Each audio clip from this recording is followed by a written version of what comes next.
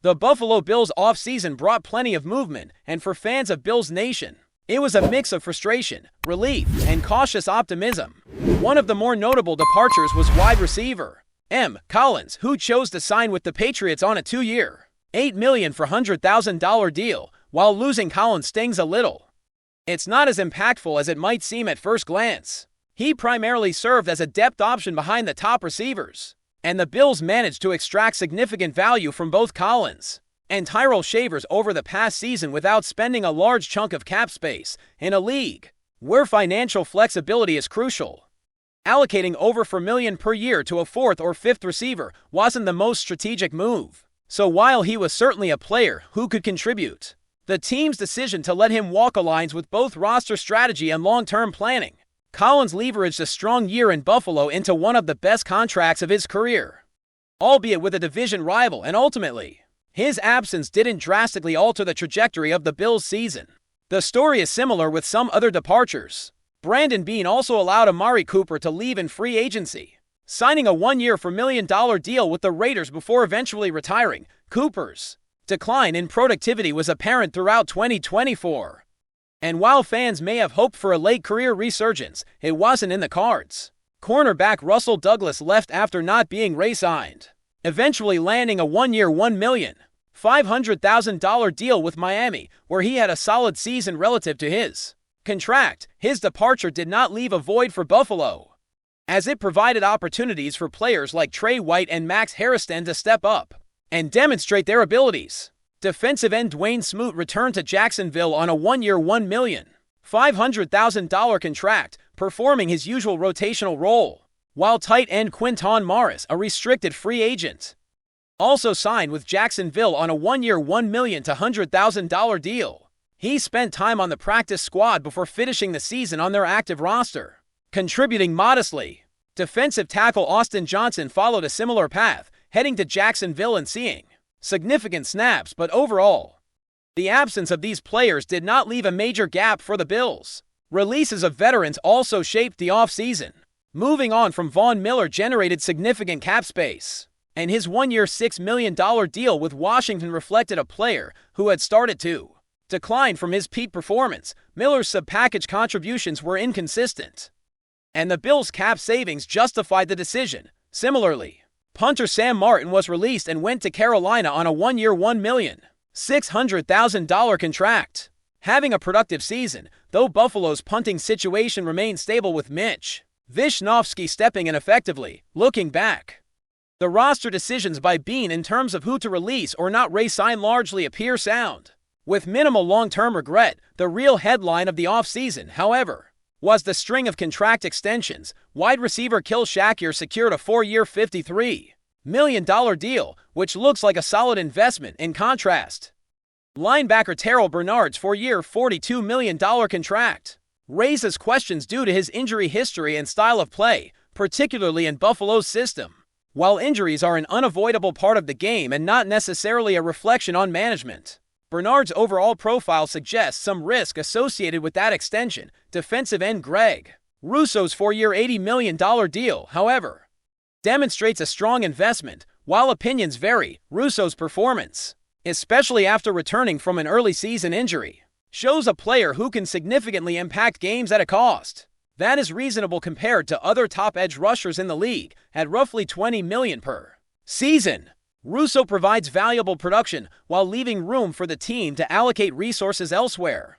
Other key extensions further solidified the roster. Long snapper Reed Ferguson's 4-year $6,500,000 deal ensures stability and leadership at a niche but vital position.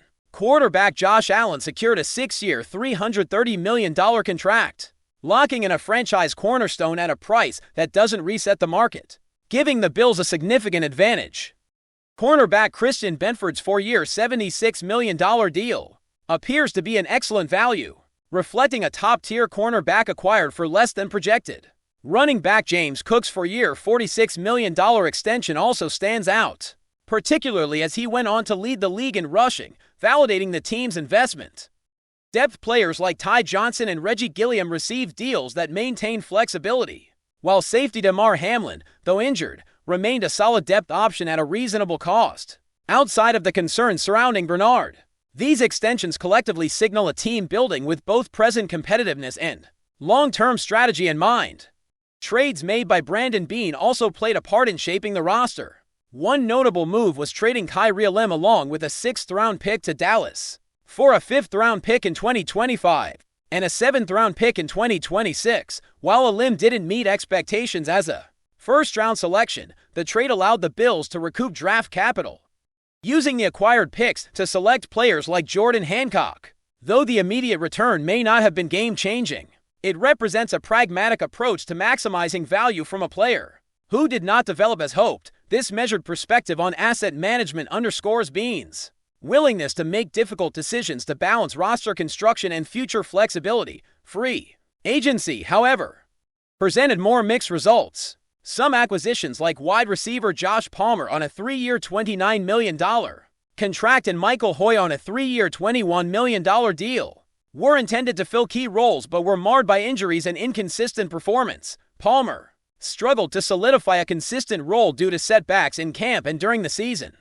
while Hoy's suspension delayed his impact, and an Achilles injury prematurely ended his contributions. Defensive end Joey Bosa, signed for 1 year at $12,600,000, began the season strong but faded due to wrist and hamstring injuries, failing to deliver the expected postseason impact. Other signings, such as defensive tackle Larry Njobi, safety Derek Forrest, Laviscus Chenault, Kendrick Green, and Dane Jackson, yielded limited results, highlighting the inherent risks of free agency in terms of availability and fit.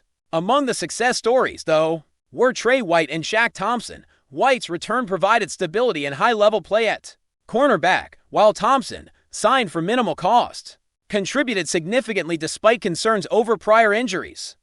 Additional low-cost additions like Dan Finney, Jordan Phillips, and Brad Robbins had modest impact, reinforcing the idea that smart investment in key veterans can yield high returns. While smaller gambles often carry limited risk but also limited reward, the NFL draft provided both promise and challenges, heavily influenced by injuries. Max Arison, the top pick, spent significant time on injured reserve before returning under difficult circumstances, showing flashes of his potential. T.J. Sanders, acquired via trade for the 41st overall pick, experienced an injury stint but contributed decently when on the field. Though his overall impact remained modest, defensive end Landon Jackson suffered a season-ending knee injury, limiting his development, while Deion Walker, a 4th-round selection, exceeded expectations with playmaking ability despite inconsistency on a snap-to-snap basis.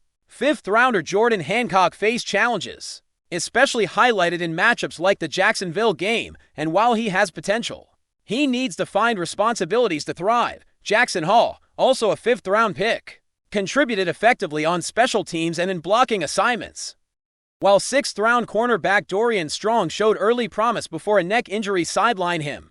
Other late-round picks like Chase Lund provided depth but limited immediate impact. Overall, the draft class presents a mix of potential and setbacks, with injuries serving as a significant factor in shaping the rookie contributions. Beyond the draft and early free agency moves, the Bills' offseason also highlighted the importance of depth and strategic roster management. While headline signings like Josh Allen and Greg Rousseau drew attention, a significant portion of the offseason story revolved around shoring up depth across multiple positions and ensuring the team could withstand injuries throughout a grueling season. Players like Trey White and Shaq Thompson exemplify the value of low-cost, high-upside acquisitions that can significantly impact the team without threatening cap flexibility. Their contributions underscored a key theme for the Bills, making calculated bets on proven veterans to stabilize the roster while leveraging young talent and draft picks to grow into larger roles. This approach allowed Buffalo to maintain competitiveness while keeping its options open for future seasons, which is a balancing act many teams struggle to achieve. Looking more closely at the free agency class beyond the high-profile names, it's clear that availability and consistency were major issues. Players like Larry Njobi and Elijah Moore failed to deliver the impact that was anticipated. Njobi, despite returning from suspension, struggled with performance and was occasionally a healthy scratch, highlighting the risks of signing players with off-field uncertainties. Moore, on a modest contract, did not find his footing in Buffalo, representing another challenge where expectation met reality in a frustrating way. defensive tackle Michael Hoy, while showing flashes before his Achilles injury, also illustrates how injuries can negate a signing's intended value the Bills had to contend with. These setbacks and find ways to compensate through internal development and creative game planning, testing the depth and resilience of the roster. Injuries also had a profound effect on the draft class's ability to contribute immediately. Max Arison, the first overall pick, spent considerable time on injured reserve, delaying his integration into the starting lineup when he did return. The circumstances were far from ideal, yet he displayed glimpses of the talent that justified his selection. Similarly, T.J. Sanders missed valuable time due to injury, but showed flashes of potential when on the field. Defensive end Landon Jackson faced a devastating knee injury that sidelined him for the entire season.